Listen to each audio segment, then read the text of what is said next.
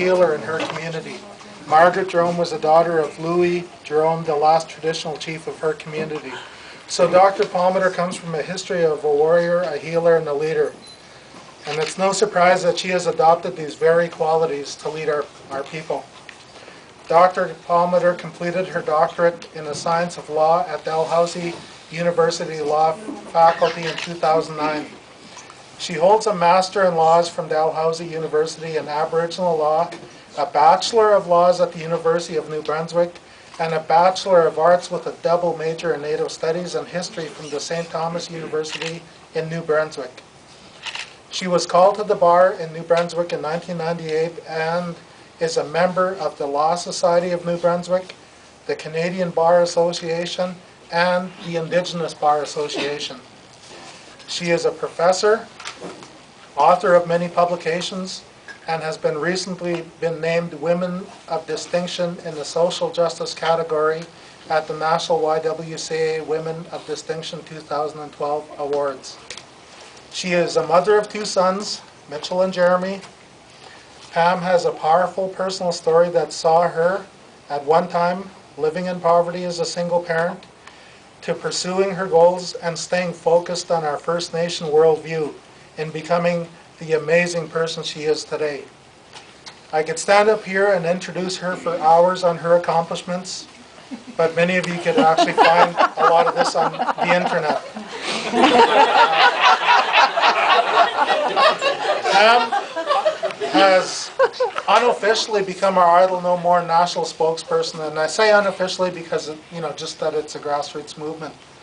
But having said that, she has traveled this country numerous times, and still is, to speak up for our truths as First Nation people or as environmentalists. I've heard her speak many times, and I'm here to tell you that she absolutely speaks for me. When I was growing up, I used to say, word on the street. So that's where this is coming up from. So word on Facebook is, Pam has been embraced by communities coast to coast to coast. She has been honored in every community she's visited. And just really quickly on a personal note, my wish for my community is to have unity. No matter what our color or gender, orientation, or socioeconomic status, or age, my wish is for us to have one vision, and a strong vision, clear vision, of living in a healthy community, in a healthy environment. A vision that is so strong that we can't get sidetracked, or distracted, or diverted by small minds and small thinking. So today I am actually feeling hopeful that Pam can help us to gain that collective vision. So members of my community, please join me in giving a warm Northern Manitoba welcome to Dr. Pam Palmater.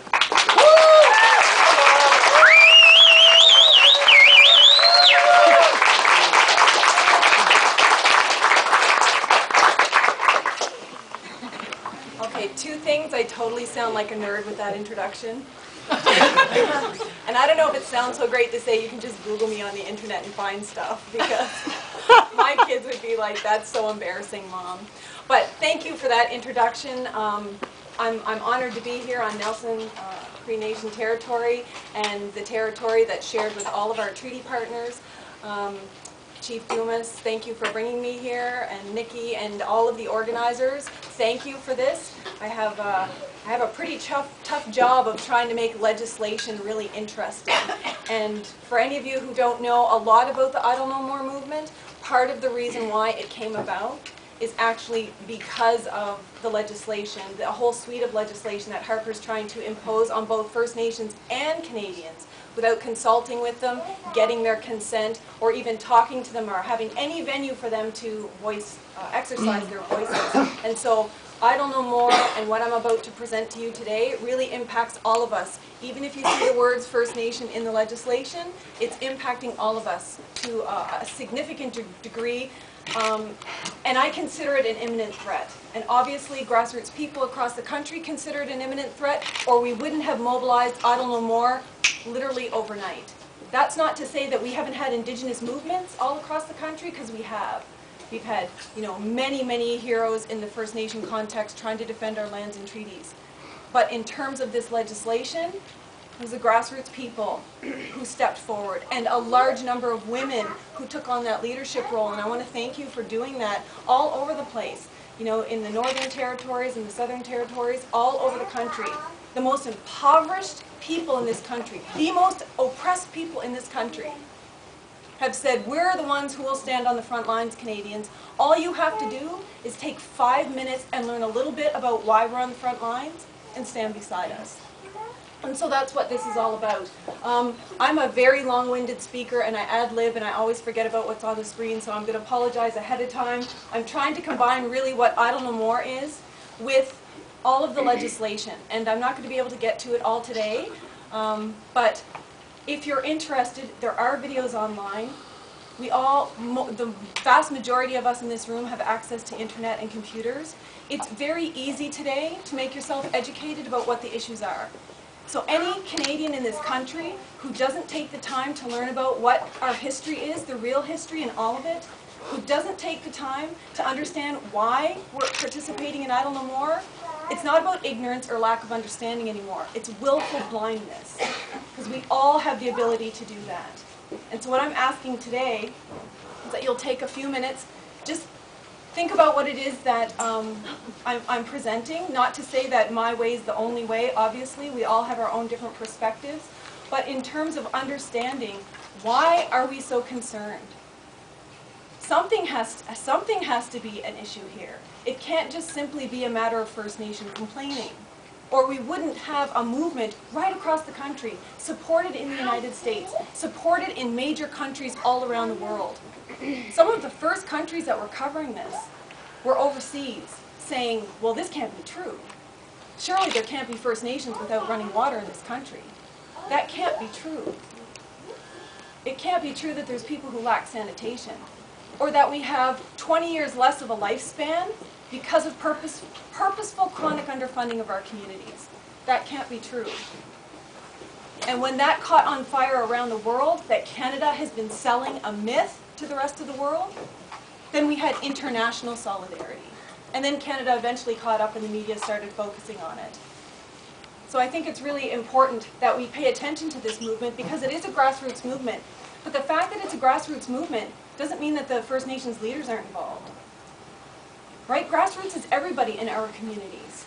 It's youth, it's elders, it's community members and leaders. Where do you think the leaders come from? They're chosen from those communities. There's been a lot said to vilify First Nation leaders. None of it has ever been based on fact, except for individual scenarios, which are actually less in First Nations than any municipal, provincial, or Canadian government. Hi. Of all governments that have ever existed, right now, the Conservative government has the highest level of scandals. Yet they will point to First Nations leaders and say the cause of all of your poverty, First Nations, is all of these millionaire leaders. But there's never, ever, ever been a millionaire leader in this country paid from federal funds, ever. In fact, the average salary of First Nations leaders is $36,000, $10,000 less than Canadians. Municipal librarians make upwards of $100,000 or more, six-figure salaries. They manage books. Our leaders manage poverty, death, suicide, child and family services, lack of food and water. So even if I had a leader that was making a six-figure salary, I would be thankful. They should all be making big salaries, because they have an awful big burden on their shoulders. And that burden has been created, just like Chief Dumas said, by the government propaganda, media propaganda, and Canadians not taking the time to understand. So all of this burden has been on individual First Nation leaders' shoulders. They have been trying to defend our rights as individuals. They have been attending these meetings with governments as individuals. What this movement is here to say is that we have your back. You're not alone anymore. And that's how we're going to get this done. Government's not going to look at individual leaders anymore. They're going to be staring in the faces of nations. Mm-hmm.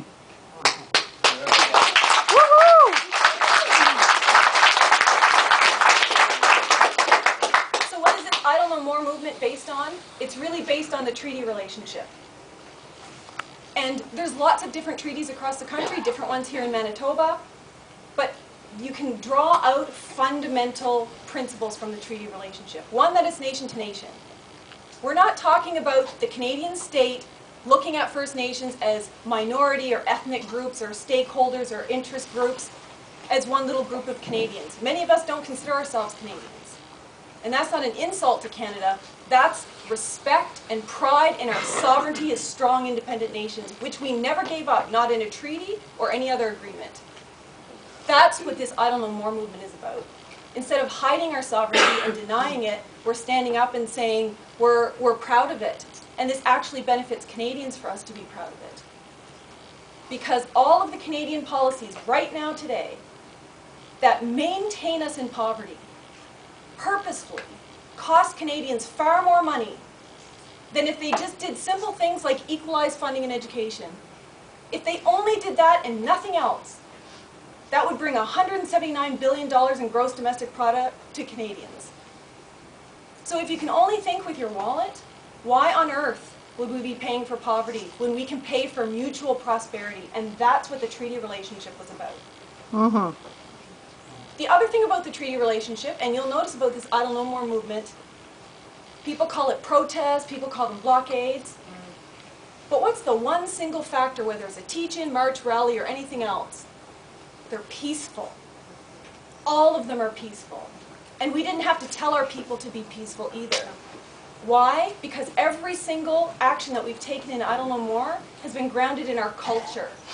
And our culture has certain protocols around how we act with our treaty partners, what we do when elders are present, what we do when women are present. So we never have to worry about Idle No More. All of the racism in the media and in surrounding communities, it's unjustified. Calling us militants and radicals for what? Drumming our drums? For praying to the Creator and being thankful that we still have a world that we can live in? After everything First Nations have been through, we get to wake up every morning and thank our ancestors that we're still here. That's what Idle No More is about. And we want Canadians to join us in that. The other thing about the treaty relationship, which often gets forgotten, is that it's about sharing. Sharing the wealth and resources in this country. We were all supposed to be prosperous, not one prospering on top of the other.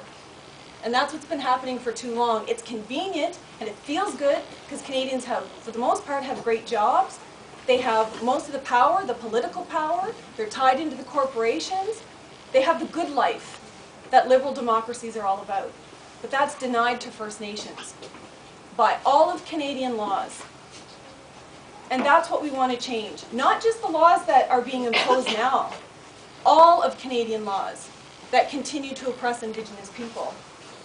But the other thing about sharing the wealth and resources that many people forget about is that that comes with a responsibility. For Indigenous peoples and our nations, everything we take from the land we have to give back. None of us can claim a right to fish unless we protect the waters that the fish live in. Mm-hmm. Often, the government forgets about that. They only see money. They only see how much can we extract, how much money can we make. Without ever stopping to think, what's going to happen to our future generations? You keep fishing those fish, or you keep polluting those waters, what about the fish? What about the plants and animals that we all depend on? And some of this legislation will irrevocably damage the lands and waters in this country. And if you think that's only going to impact First Nations, you're horribly mistaken. Because if the waters are contaminated for First Nations, they will be for all Canadians. So when you see the most impoverished, oppressed people standing on the front lines, willing to be arrested and vilified in the media to protect the lands and waters in this country, know that they're doing it for all Canadians. Because that's what we promised to do in the treaties. What we're asking is that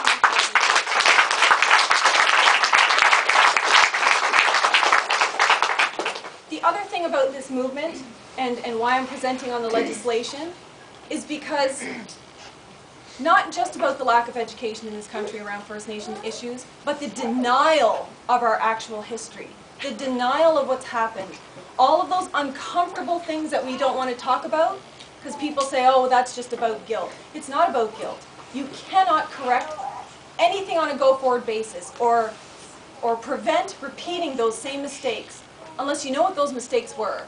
And you have to have the facts, leaving all the rhetoric out of it. So when the Prime Minister goes around the world and says there's no history of colonialism in this country, when everyone knows the Indian Act still exists, that's misinformation. Right? That makes people feel good. When we all stand up and say we're all treaty people, that stuff feels really good. Does anyone want to know how the treaties were negotiated? How people lost lives and limbs from negotiating treaties? People don't want to know that. People don't want to know that treaty negotiators were stoned in some areas, that dogs were set on them in some areas. People don't want to know that because that stuff doesn't feel good, and people don't know what to do with it. That information is extremely important, or we're never going to go forward. We're going to be in this circle of movement, appeasement, movement, appeasement. And the relationship is never going to move forward unless we do something about it. Make no mistake, I am biased. Okay, there's going to be subliminal messaging throughout this whole You're going to leave here feeling anti-Harper. You go, girl. And I'm not apologizing for that. You're going to put a clown mask there? Yeah. I don't even think he needs a mask. But anyway, this is being live streamed. I'm only standing up here today to talk about the legislation because this is Harper's legislative initiative. It's not First Nations legislative initiative. Didn't come from the Minister of Indian Affairs. This is Harper doing this. And we have to react to it. But you will never understand any of the legislation I'm about to present to you unless you understand what their policy objectives are. And my research as a lawyer has been about researching on government record books, on all of historical books, what is their ultimate objective here? Why do they keep making this legislation that's not in our best interests? Well, they've only ever had 2 colonial objectives. 2. That's it. 1, to access our lands and resources, and 2, to reduce financial obligations that they had to First Nations from things like treaties. That's it. It's never changed. Even the time when I worked at Indian Affairs or Justice Canada, those are the same objectives. And you can clearly see in the legislation today, those objectives haven't changed. What's disturbing about those objectives is how the method that they use to accomplish them. By elimination and assimilation. And people get a little uncomfortable when I say elimination. But we all know what assimilation is, right? You go to residential school, you can't speak your language anymore or practice your culture. We know under the Indian Act that they have legislative extinction dates so that there'll be no more recognized Indians in the future. That's assimilation. Because the people still exist, but their culture and language have been interfered with. Elimination is the stuff Canadians don't like talking about. That's the smallpox blankets given to make sure that we would die a lot quicker than the diseases we're already doing. Scalping laws in my Mi'kmaq territory decimated the Mi'kmaq population by 80%. Mm-hmm. I'm so thankful that I'm here breathing today to be able to talk about this stuff. So are we. The forced sterilizations of Indigenous women that happen from coast to coast without their knowledge and consent, which reduce some of our populations by upwards of 40%, especially in northern communities. The majority of Canadians know nothing about it. People my age wonder why they can't have children. They went in with a stomach ache and came out sterilized. Those are elimination policies. And until we address the heart of the problem with all of this legislation and Indian policy in this country, we have no hope of going forward. So Canadians have to understand this. Go research it. There's a billion publications where you can get actual archival evidence about all of this stuff. And this isn't just rhetoric. This isn't just propaganda. I'm not just paranoid that the federal government's trying to get rid of us. Since they ever had an Indian policy, all of their historical documents have focused on one thing: getting rid of Indians. So it's no surprise that they made it illegal for us to leave reserves. It's no surprise that we have been locked out of our economic potential for decades. The federal blockade against First Nations participating in our own economies has been swift, harsh, aggressive, and comprehensive. every single law that issues permits, leases, licenses in the control of both provinces and the federal government, which keeps First Nations away from the lands and resources that they own, is what keeps us in poverty. It's not any financial mismanagement spending of a few dollars here and a few dollars there. There is no excuse why Hud Bay can pull out hundreds of billions of dollars in one territory, and that territory doesn't see a cent. No excuse on earth for that. They would spend more on vacations and retreats and CEO executive salaries than they would to build a school in Matthias Cologne Cree Nation. Something has to change. INAC's mandate is one thing. Has anyone ever heard of the mandate of Indian and Northern Affairs Canada? It's only to do one thing, to improve the health and social well-being and economic prosperity of First Nations. And year after year after year, there are 5,000 bureaucrats that get paid over $3 billion with increasing salaries every year.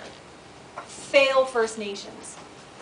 Any other corporate entity, every single one of them would be fired.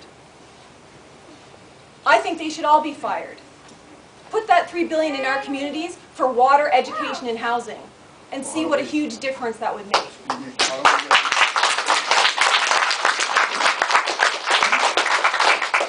Here's a promise that the Prime Minister made at the Crown First Nation gathering, that he would unilaterally change the rules in education and treaty relationships. And people sat around and clapped. What a wonderful speech. But at the end of his speech, yes, I know, it's ugh. But I have to project how I'm feeling to the whole everything.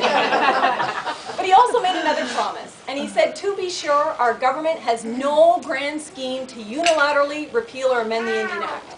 He promised First Nations that, because that was one of the concerns at the Crown First Nation gathering. And this is what his promise resulted in. All of these pieces of legislation, but not just this, all of these pieces of legislation as well that are currently before the Senate. And there's 2 more pieces of legislation that are going to be introduced into either the Senate or the Parliament. As far as I'm concerned, these 3 slides represent the White Paper of 2013. And when I say the White Paper, for anyone who doesn't know what that is, it was a policy in 1969 that had one objective, to assimilate Indians once and for all. Get rid of the Indian Act and get rid of all funding and dispense with treaties. Except we kind of rose up and put a stop to that. So Harper learned a lesson. 1, you don't do anything by policy, because policy is just policy, it's not enforceable. And 2, you don't put your evil genius plans in one document that someone can look at and understand. Right? If you're like Pinky in the Brain and you want world domination, what you do is you have 15 pieces of legislation with wonderful titles that say things like safe drinking water, elections, matrimonial real property, and then no one's going to be able to put all of the pieces together and say, wait a second, this is the White Paper. And it's law. Once it's passed, it's law. He can stand back and say, I have no choice but to enforce all of this on First Nations. First Nations Accountability Act is probably the most offensive act that there could be. And this act isn't for First Nations at all. Because what this act purports to do is force First Nations to have audited financial statements, which they do anyway. In fact, they have to file, on average, 168 reports every year. That's 1 every 3 days. 65% of them never get read by a single federal bureaucrat. That's right. We're not just accountable, we're like obsessive-compulsive disorder accountable. But to the wrong person, right? To the minister as opposed to our people. Yet our people think, as First Nations leaders, that First Nations leaders aren't accountable. What this bill is really about, and you want to talk accountability, let's talk about all the conservative scandals. Like, when we want to go fishing, we get run over by Department of Fisheries and Oceans fishing boats, and our lives are put at risk. When the Minister of Defense wants to go fishing, he can spend $32,000 of taxpayers' money to go to a fishing lodge. That's a huge problem in this country. But what this Transparency Act is all about is not about trying to make First Nations leaders accountable. It's about publishing own source revenue. And that does two things. It provides the image that First Nations are so rich they don't need federal funding, which comes from their own lands and resources anyway. And two, it does something very insidious. It takes away all First Nations competitive advantage. It is applying to First Nations standards that don't apply to anybody else. Corporations don't have to publish for the entire public how they make their money and all of their economic secrets. This bill will force that, or all of your funding will be cut off. No social, no housing, no education for your community.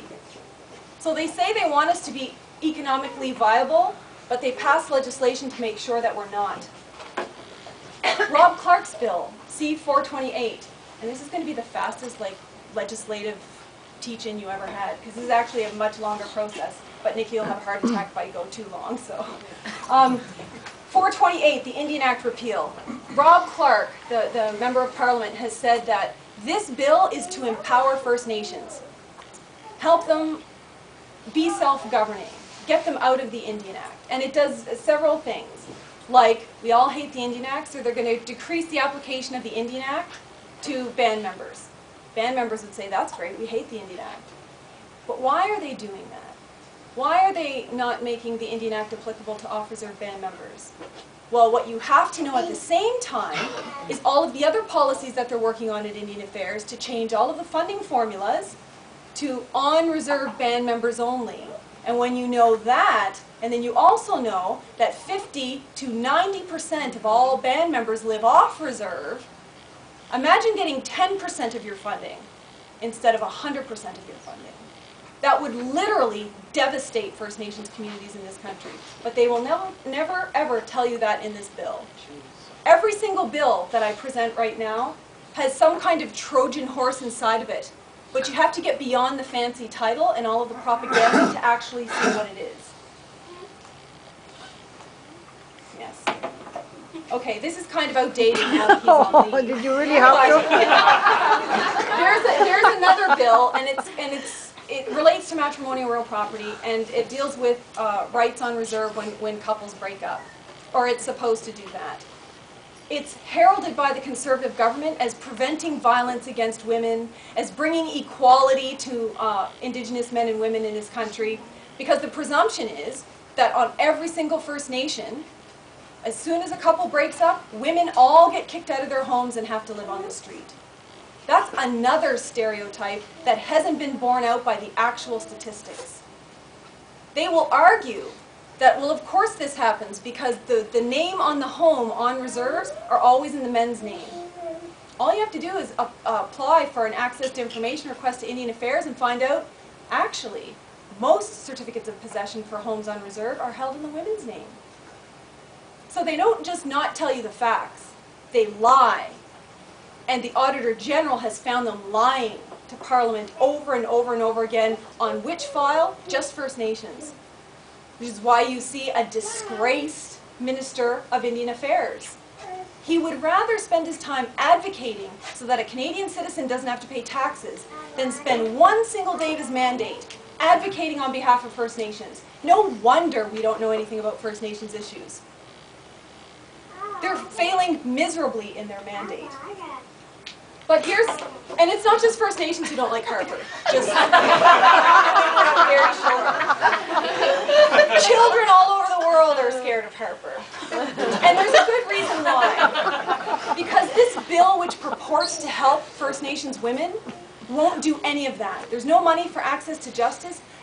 All the jurisdiction will be given to provincial courts, and worse than that, for the first time in history, they're going to take reserve lands and homes and make them available to non-Indians to own for up to their lifespan.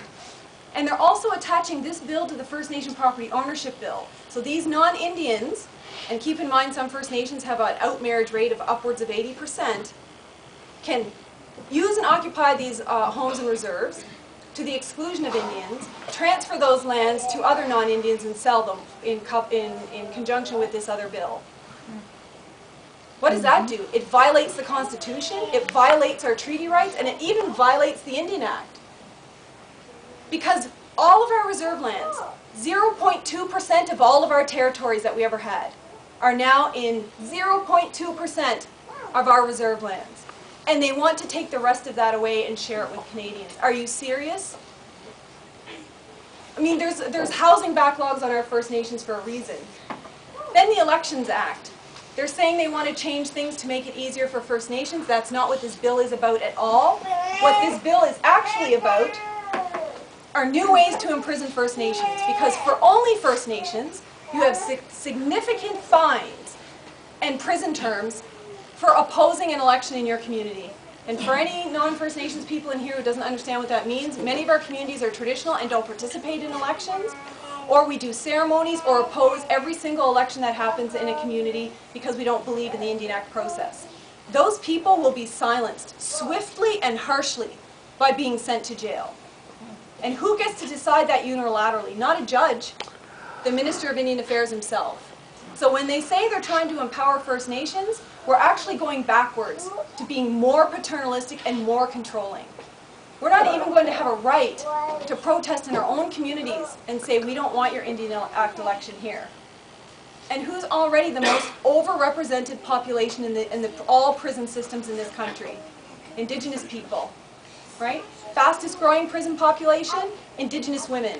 In the next 5 years, they're supposed to increase by over 130%. What do you think that's going to do to Child and Family Services, where our kids are already overrepresented? First Nations water bill claims to be the savior of water on reserve. 130 First Nations in this country don't have clean drinking water because they're under boil water orders. Many more First Nations aren't under boil water orders, but either don't have running water or have contaminated water. That's the kind of water they drink in their communities. This bill is being touted as going to solve all of those problems. But that's not what this bill is intended to do, because there's no funding for the root cause of these problems. The federal government assumed jurisdiction over Indians and lands reserved for Indians. They didn't give us a choice. They said, we're going to manage everything. And they have failed miserably. Look at how bad our water is. Why? Because they have chronically underfunded all of the infrastructure on First Nations, regardless of the impact to our health and well-being.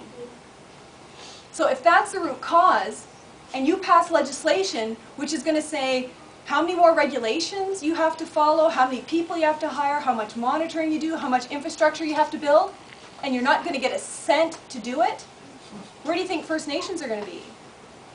Right? They're going to be worse off than they were before. But that's not what this water bill is about. This water bill is about Canada transferring its largest liability portfolio that it holds today, all the liability to Chief and Council. Because First Nations are starting to say, you know what, we should actually be suing the federal government for failing on water and sanitation and infrastructure. That's multiple hundreds of billions of dollars in liability. It gives Justice Canada a heart attack to even think about people suing about this. So the best thing to do is transfer all the liability to First Nations and no money to deal with it. So you know what, if your community members suffer, they can just sue you and they're not going to get any money anyway. How could we let them off the hook for this? That's what this legislation is about. But the other thing this legislation does is it creates opportunities for conservative government members and private industry to make entire businesses and contracts over allegedly going to fix our water. Who's going to get rich if they do provide funding? And this bill also provides fines and prison terms for anybody who refuses to comply with anything under that legislation.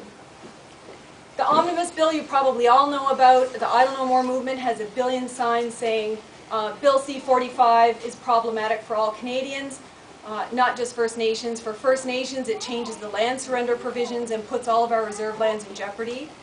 But it particularly puts waters in this country at risk because the federal government is vacating its jurisdiction for environmental protections, water protections for literally over 1 million lakes, rivers, and waterways. And let me just give you one example because I'm already way over my time. Take the Mackenzie River Valley Basin in this country. It crosses Northwest Territories, Alberta, BC. significant water resource. That solitary basin alone controls the weather and the sea temperatures for the entire Arctic Circle. It controls the plant life and the air quality for all of us. That single basin is considered the most important resource in the entire world for things just like breathing. Imagine losing environmental protections for that. The irreparable damage that will be caused to everyone. That's why Canadians need to stand up. You don't have to agree with treaties. It's not your place to agree with them or not. They were done between nations. They're constitutionally protected. We're going to do our best to educate you and help you understand why you should support them. But the fact of the matter is, they exist. And we have an obligation to fulfill those. That's called the rule of law in this country. The Constitution in this country is Canada's supreme law. Well, Canada's supreme law says you must honor the treaties. And part of honoring the treaties is protecting these rivers and waterways, because we never surrendered them in our treaties. But we promised to live up to both sets of laws, and our laws say we have an obligation to protect these lands and waterways. The other bill, very quickly, is a self-government bill. Sounds really good. It basically says if you want to qualify for self-government, you have to submit to all of the laws and jurisdictions of the federal government. So here's what you get for self-government. You surrender your sovereignty, you surrender your treaties, and you can have something called self-government, which, if you read the Act, reads very closely to the Indian Act and all of the legislation I've already presented. Because the Conservatives may not look smart, may not act very smart, and I don't even know if it's smart. I think they probably have a First Nation consultant helping them or something. But in terms of their plans, if they don't get you with one piece of legislation, they make sure that it's also included in other pieces of legislation. So maybe these other individual pieces won't pass. But because you want to be self-governing, you sign up for this. And then you get all of the legislation in there anyway. It's almost like the Borg. They think resistance is futile, right? But look at everything they've done to us. There isn't anything that they've done to us that has prevented us from standing here today and saying we're proud to be Indigenous. Residential schools, scalping bylaws, sterilizations, and we're still here. And so we're going to oppose all of this because I'm not surrendering my sovereignty for any more beads and trinkets. Woo!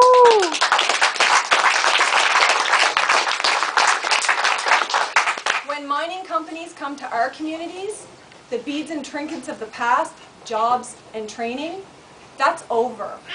We're talking about sharing, management, ownership of the resources that belong to both treaty partners.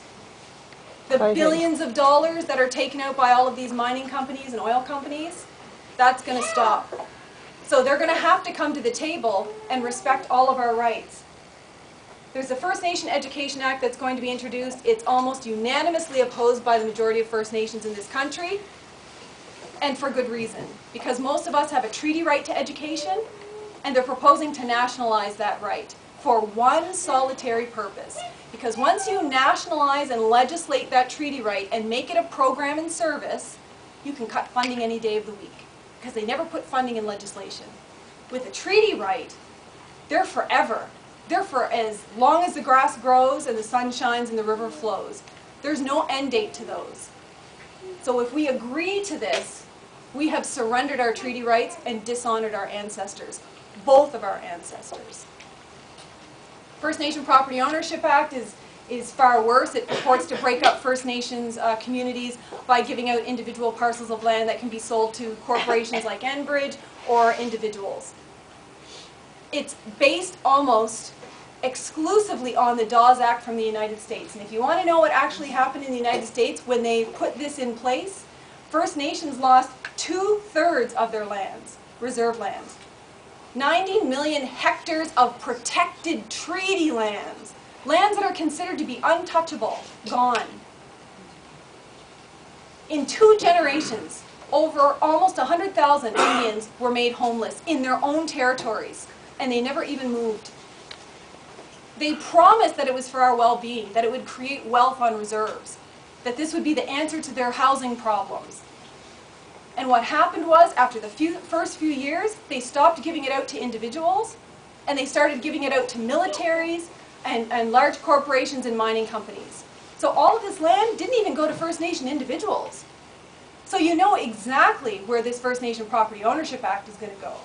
It'll go to Enbridge, Valley Inco, Hud Bay Company, and we're here to say that's not going to happen. Because this may have been the poster in the United States for trying to get rid of Indian lands and First Nations people, but it's not going to be the poster for what happens here in this country. And our ancestors died to protect our territories. Mm-hmm. We have an obligation for the sacrifices they made to make sure that doesn't happen here. And I'm going to skip this, because I'm already too wordy. Here's the difference. Here's what I'm asking you to do. Okay, and you can just ignore the gross grezzo picture. Here's what I'm asking you to do. Stand beside us in solidarity as treaty partners. Don't give 1 minute to thinking that you've learned enough and you can now become our saviors. Right? Every time someone has determined in a colonial government or in Canadian society that they know what's best for us, we lose our lives, we lose our rights, and we lose our land. Without fail, there has never been a law, policy, or action taken by someone else on our behalf that hasn't hurt us. These people are not going to determine our future anymore. So when you do learn about all of these issues, stand beside us in solidarity, support us. Don't become saviors and think you know what the solutions are. That's very dangerous to us. This legislation, to me, represents the White Paper 2012. Well, it should be 2013 now. Because in addition to imposing all of this legislation on our communities, what else did they do? They announced massive funding cuts to our political organizations, and for a very particular purpose. Mm-hmm. So they thought we wouldn't have a voice. Right? Cut off the political organizations at the knees, and we won't be able to oppose. But they made a fundamental error. They forgot, or never knew, that the real power of our nations is in our people. Mm-hmm.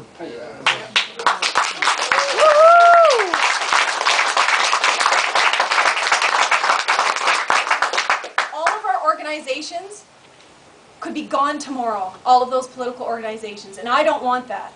But if they were all gone tomorrow, our traditional governments, all of those people you see on Idle No More, we'll still be here. And we're all doing that without honorariums, per diems, travel money. The women that are standing on those front lines at these protests and rallies, some of those women have had all of their kids taken away by Child and Family Services. What reason would they have to be standing up for the lands and waters when the majority of their hope has already been taken away? Right? Think of all of those teenagers that are standing on the front lines who maybe would have been contemplating suicide, because we have the highest suicide rate in the country. In the entire world, we have the highest suicide rate.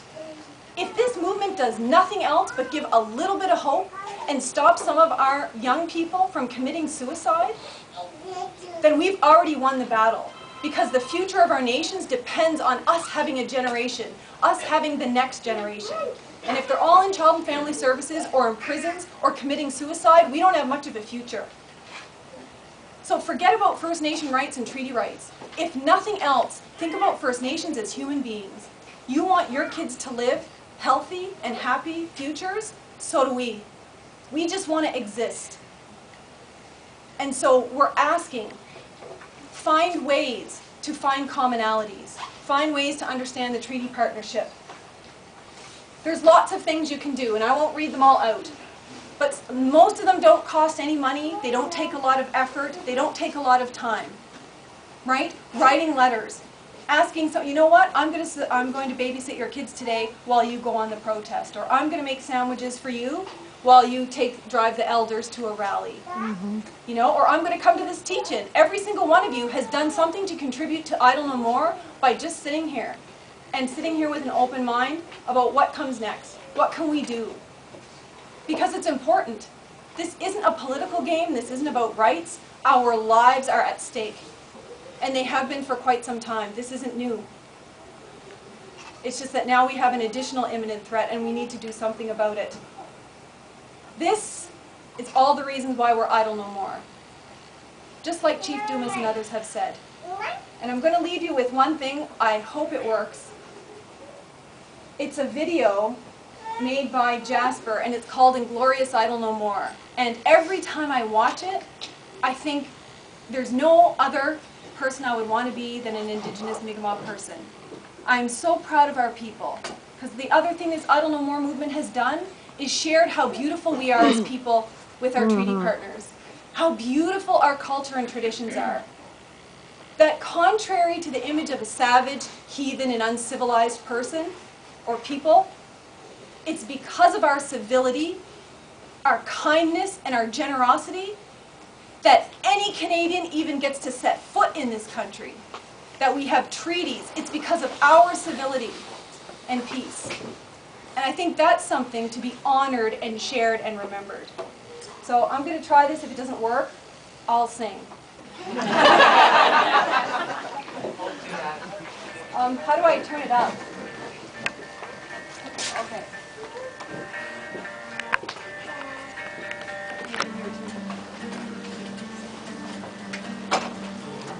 Okay, I'm just going to put it on pause for 1 second. Hold on. I think this has to be turned up too. Oh yeah, it does. Okay, it might be loud now. From current slide.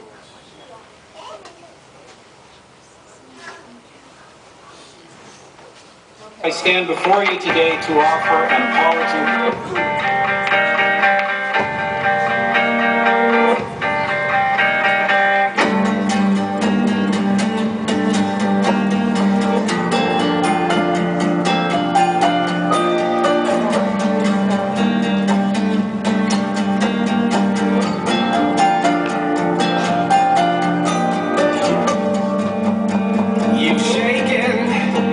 Awaken nations one by one, you're mistaken.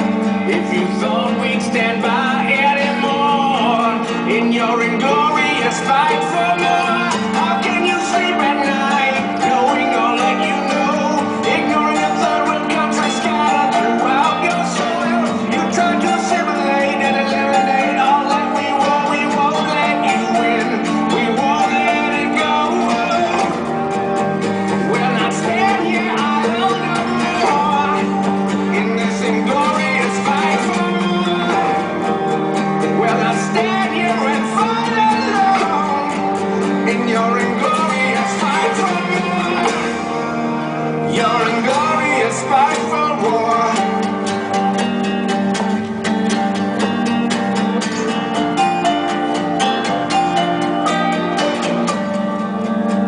You've shaken, awaken our nations one by one, you're mistaken.